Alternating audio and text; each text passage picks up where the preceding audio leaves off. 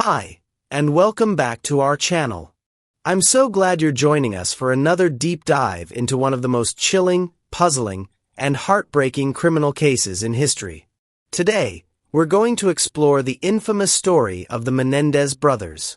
A case filled with betrayal, trauma, and a shocking turn of events that still leaves us wondering. How could something like this happen in the heart of Beverly Hills? On a night that started like any other, the Menendez family's life was forever changed. José and Kitty Menendez were brutally murdered in their own home. But it wasn't the crime itself that shocked the world. It was the shocking revelation that their own sons, Lyle and Erik, were the ones responsible for the deaths. So, how did two young men, living a life of privilege, end up committing such an unimaginable act? Was it a crime of passion, or was there something darker lurking beneath the surface? Join me as we unpack this mystery, from the murders themselves to the courtroom dramas that followed. This is the story of the Menendez brothers.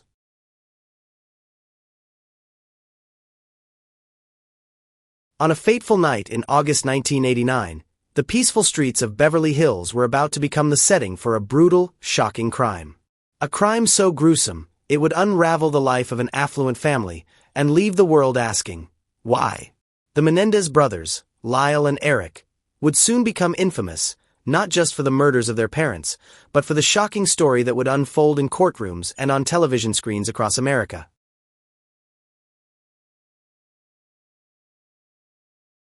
Beverly Hills.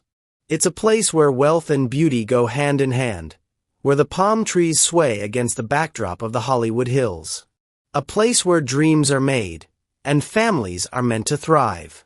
The Menendez family seemed like they had it all. José Menendez, a Cuban immigrant, had worked his way up to become a successful Hollywood executive. Kitty, his wife, was a former teacher, who, along with José, raised their two sons, Lyle and Erik, in an environment of privilege and luxury. From the outside, their life looked like the American dream. But behind closed doors, the Menendez family was not living a fairy tale. Beneath the surface of their golden life, there were cracks. Dark, deep cracks that would eventually lead to one of the most infamous crimes in Hollywood history. José and Kitty's marriage, despite the outward appearances of perfection, was strained. José, who had been a rising star in the business world, struggled with infidelity and an overpowering need for control. Kitty, for all her charm and nurturing nature, was trapped in a relationship marked by emotional turmoil. José's controlling behavior, his unreasonable demands on his children, and his emotional abuse created a toxic environment at home. Lyle, the eldest, felt the pressure to perform, to be perfect. Erik, the younger son, remained quieter, but the emotional scars ran deep. It was a home where love was conditional, and fear loomed large. Then, in the dead of night on August 20th, 1989, the Menendez family's world came crashing down. Lyle and Erik, armed and determined, walked into their parents' Beverly Hills mansion.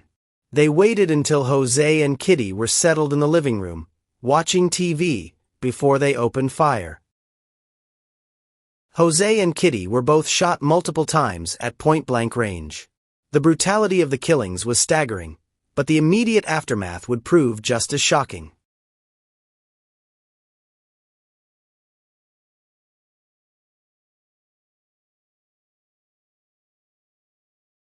After the killings, Lyle and Erik did something that would seem oddly rehearsed.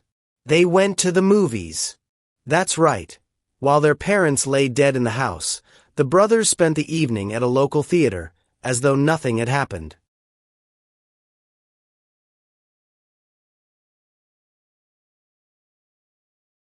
Something was off. It was as if they were trying to follow a script. They sounded too calm on the 911 call. Their alibi? It didn't make sense. They were at the movies, but their behavior didn't reflect someone who had just found their parents murdered. Over the next few months, as investigators pieced together evidence, they began to turn their focus on the Menendez brothers. They had a history of living extravagantly, despite the fact that both were still young.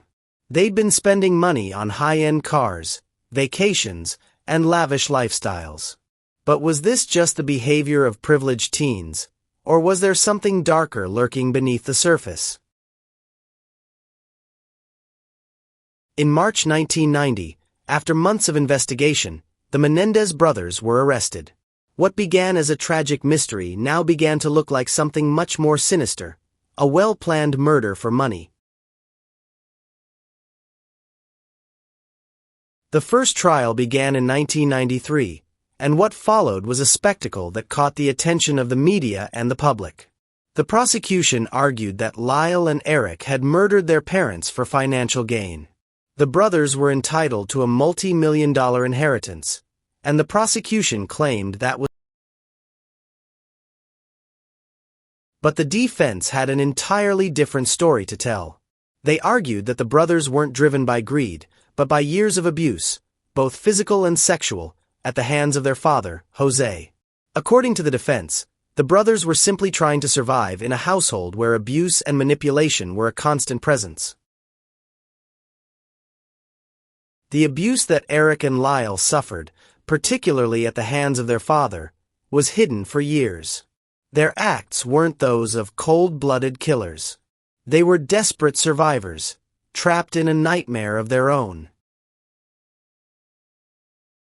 While the legal battle raged on, the brothers remained in pre-trial detention. They faced growing legal disputes and the challenge of having to defend themselves against a case that seemed, at times, too complex for anyone to fully understand. The complexity of this case was immense. You had a defense team fighting to present evidence of abuse, while the prosecution stuck to the story of cold-blooded murder for inheritance. It was a case that challenged the very idea of justice.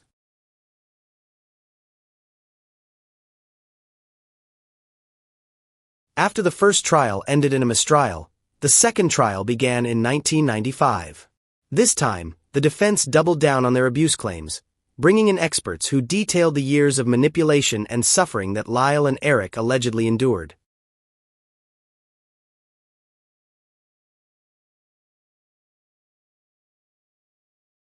Imagine being a child, emotionally and physically tormented by someone you trust the most, your own father. It would break anyone. The defense wasn't just defending their clients. They were shedding light on the true horror these boys had lived through.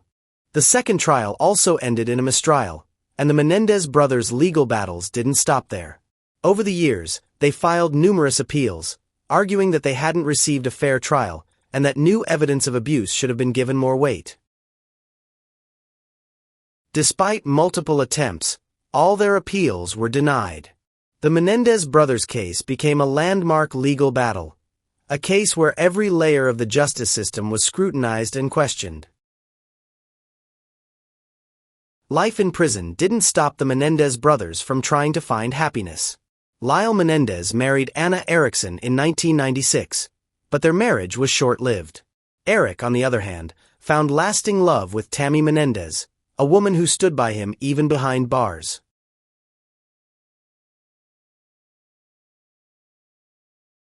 It's easy for people to judge, but the truth is, Erik and Lyle are human beings too.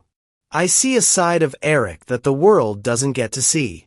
He's been through hell, and yet, he's still capable of love.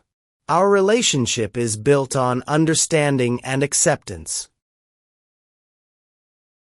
The Menendez brothers' story continues to stir up debates, questions of justice, morality, and the legacy of trauma.